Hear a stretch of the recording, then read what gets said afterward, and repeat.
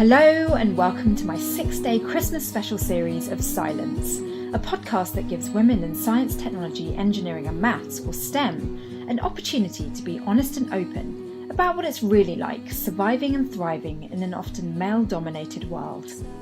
I've reached the half-year mark, which means that each week for the past 26 weeks, an incredible woman in STEM has shared her stories and experiences. She may have been a public figure, the girl next door, or someone from a far-off land. What's special about Scilence is that all my guests have been deliberately kept anonymous and disguised to ensure that we're not distracted or even intimidated by her achievements or what she looks like. I'm Dr. Shanice O'Mara, also a woman in STEM. I studied mechanical engineering and ended up as a television broadcaster.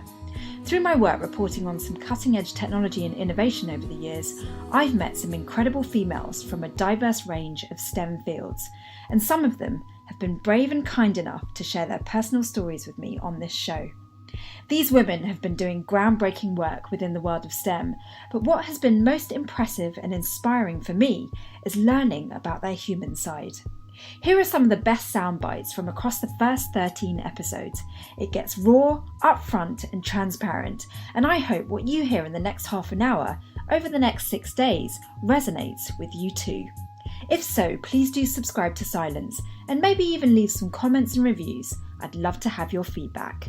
Enjoy. I think as a little girl, I very much wanted to see the world and know about people, learn about people. I used to sit with an atlas and talk to my mum about all the different, all the countries and different cultures. I've always been interested in that. And I think, if anything, I was really supported by key figures like teachers, or there may be somebody who always, I think naturally has come as I don't know, almost stood out to me, where I've seen what they've done, or they've talked to me about what they've done. And I think where I grew up in the north of England, I wanted just to, again, I think I'd just make the most of what I could have. And I think within my family, I saw that with my mom. I feel like work hard and find out what you're passionate about, because that passion shows in your work and your enthusiasm. And I feel like people come in to help you when you see that. So if you're at a school where you feel like you're not getting the support you need, try and seek out a mentor. Try and see if there is an after school club, or whether your parents have a friend. Or I just feel like having that mentor makes such a difference, not only in kind of helping you with the subject and the information, but also giving you that confidence and encouraging you makes such a difference, especially in those formative years.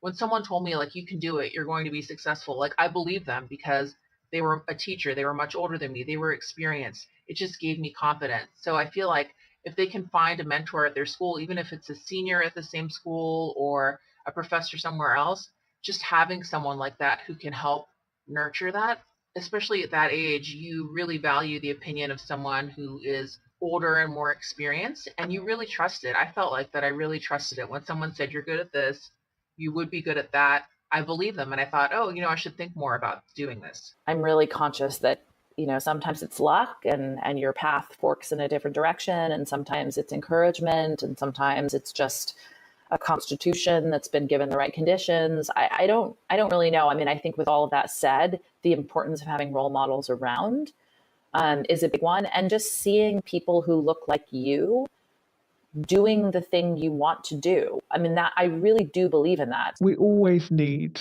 someone to motivate, and whether it's the role model of a woman in science, or I remember watching a woman who was CEO of some big corporate company, and she was talking about how she got to where she is and how hard she's had to work, and then she just put in there at the end about how she has to try and be a mom as well. And gosh, it brought tears to my eyes. This woman was in an industry that's completely unrelated to mine, but she was saying things I could relate to about how you've had to make sacrifices to get to where you are, but that she's doing it and she's actually good at what she does. I needed to hear that. I really needed to hear that we all have days where we feel like it's all really hard. So I would say there's always a place to have women encouraging other women and saying, you can do this. It's for those down days. It's for the times when everything is just an uphill struggle. You need to have someone who's been there, done that, and said, I got through it. So keep going. It may not have necessarily been from the stance of you're a woman and you can do this better than a man, but it would be I'm a woman and I've got all these other responsibilities in my life, and yet I can still be good at my job. Seeing any woman who, whatever she's doing, whether it's STEM related or not, seeing any woman passionate about a subject and really fighting for a cause will always be inspiring to me. I think it can be very empowering to not feel alone. And that's kind of on an individual basis. I mean, we all sometimes need somebody to relate to who can kind of understand our experiences. I also think that just in general, we would be a lot better off if we had more women in these kinds of fields, because progress really depends on having new ideas. And a great way of getting new ideas is having more diversity in the people who are producing ideas. And I think that's what, for me, I just get so much reward from just seeing that light bulb moment on the smallest of things. Just knowing that you've just helped made an improvement on somebody's quality of life. I think it's more about having a good balance of what do you want in your life. Well, it's interesting. I mean, I think the work itself, that, it doesn't matter whether you're a man or a woman. If the work is good, the work is good. And I think anyone will appreciate that. I've never really noticed a gender issue in all my lifetime. Maybe I've been lucky, but I have felt just as disadvantaged by or insecure by women as I have by men. The older a woman gets, the less scope there is for her to have a family and that sort of thing. And I think that it's a real sort of pain, really, because it's like, on the one hand, you want to be a successful career woman, but on the other hand, biologically, then you've got a certain window in which to actually become a mother. And I think that that's it's almost like a little bit of a curveball, but at the same time, we can't change it. So for me, I don't really have the answer. For me, what feels right is to pursue my career. Whether or not I can fit in all the other stuff remains to be seen.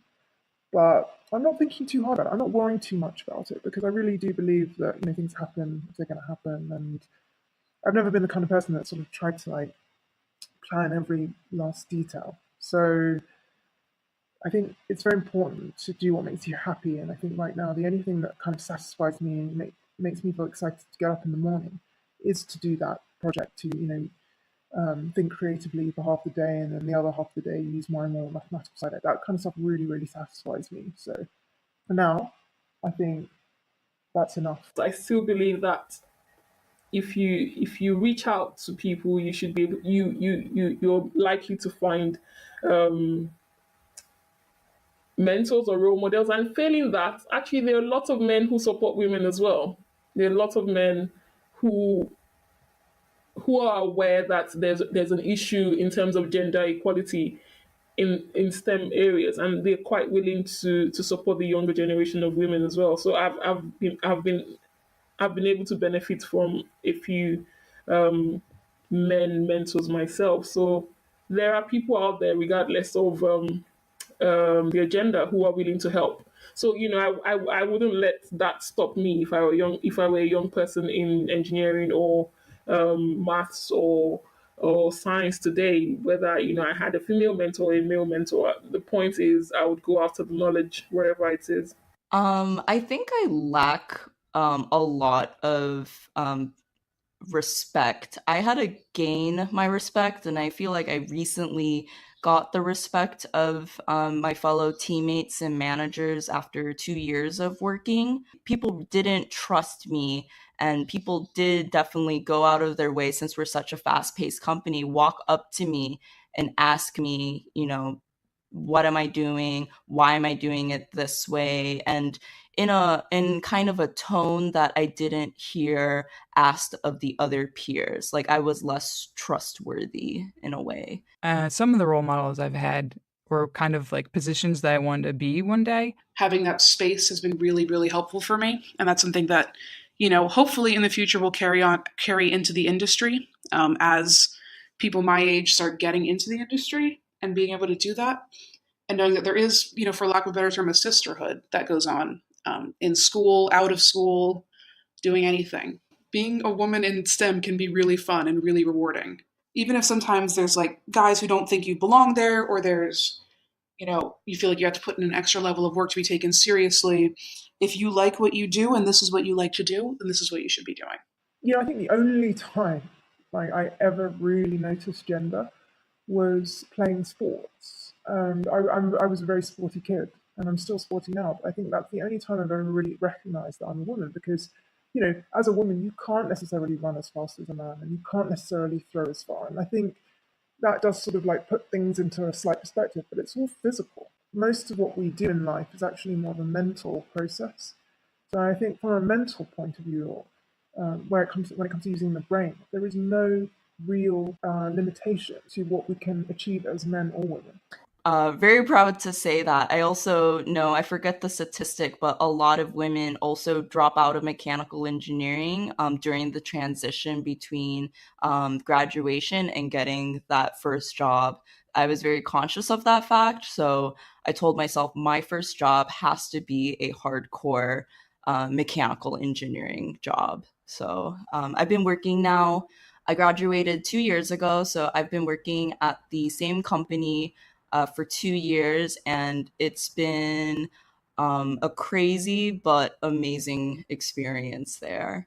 I also think sometimes we don't learn certain things about ourselves until we've been stress tested, to sort of use an engineering term.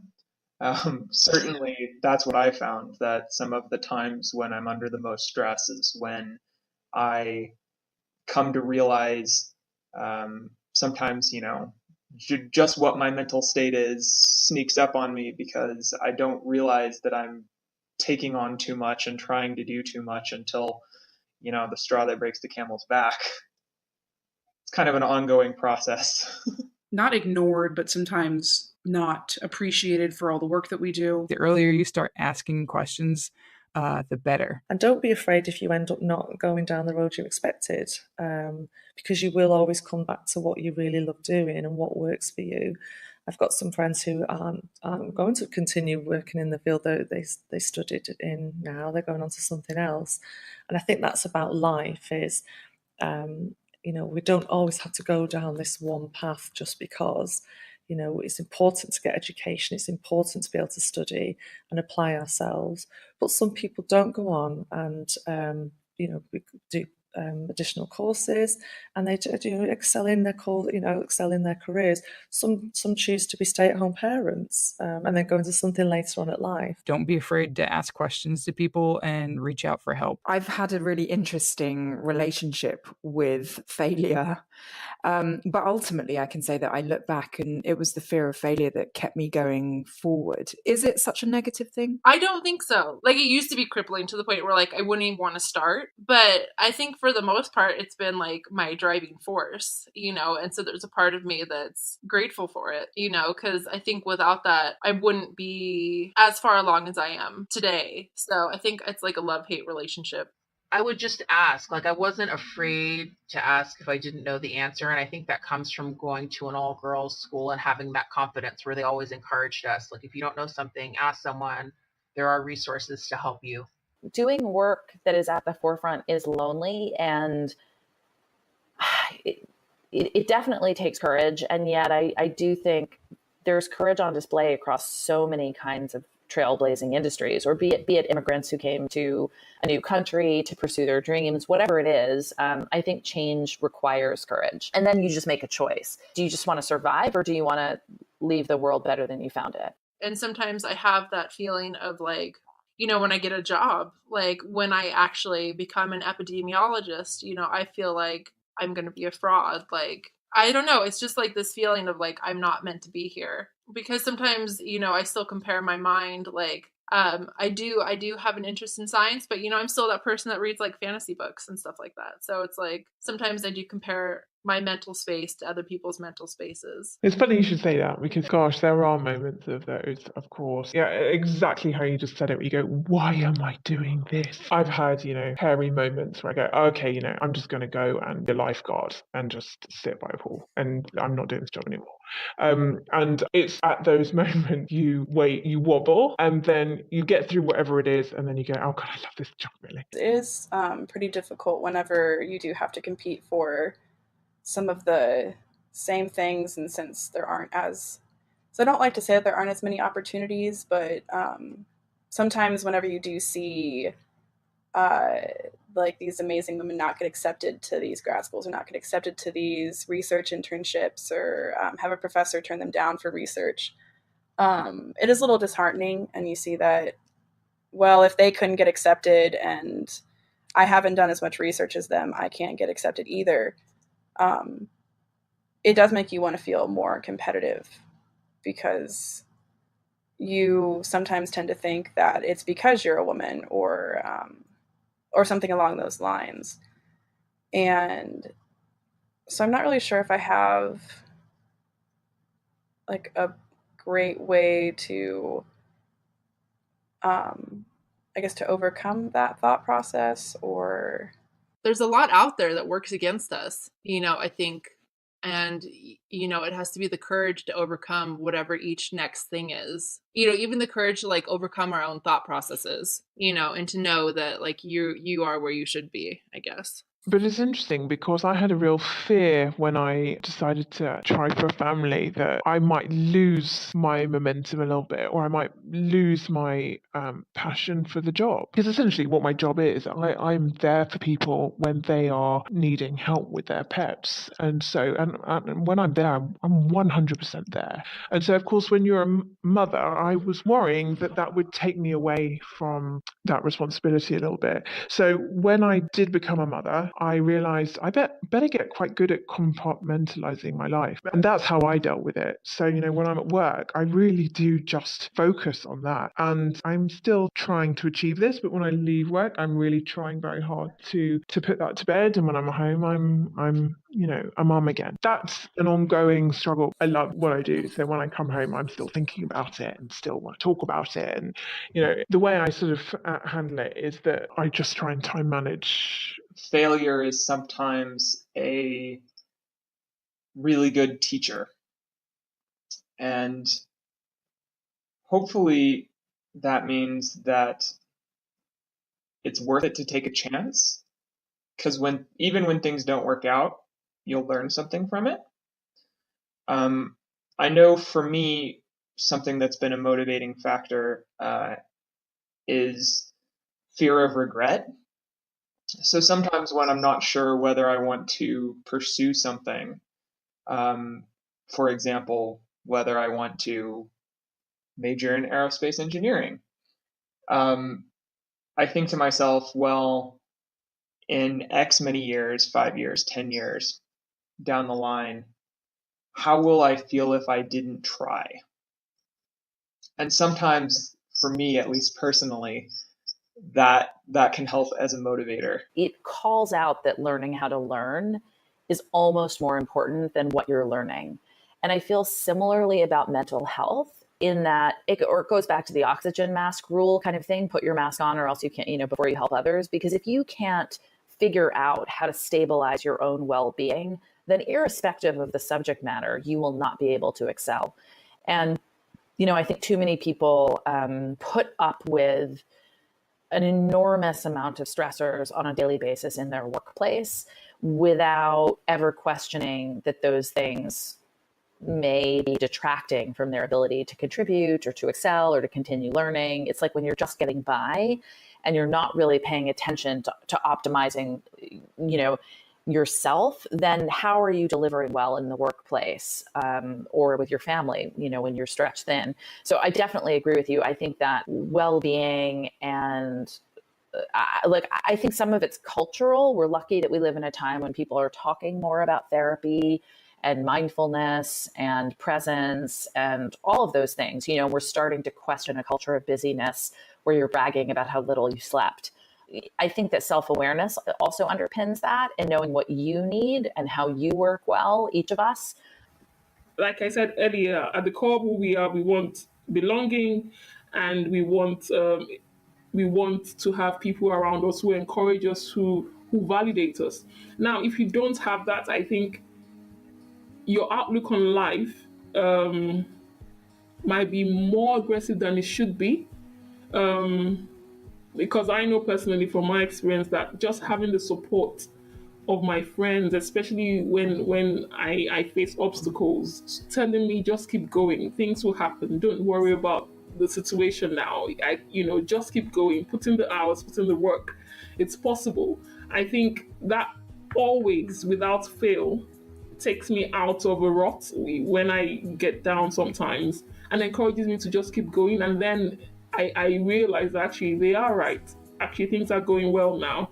So I think it's invaluable really to have an amazing support network, and investing in those networks actually is what comes back to you. You know, finding time to spend with family and friends, creating new friendships. You know, being comfortable with leaving your comfort zone sometimes. But yeah, I think it's essential that you have a good support network supporting you and cheering you on. That's it for today. Isn't there something so liberating about letting your guard down and speaking your truth? It's not easy being in a minority as a woman in STEM or otherwise, but through this Christmas compilation series of 6 episodes, I hope you get some inspiration and comfort on how to be your best self and live up to your own fullest potential. Thanks for listening. Don't forget to subscribe, and catch you tomorrow for episode 3.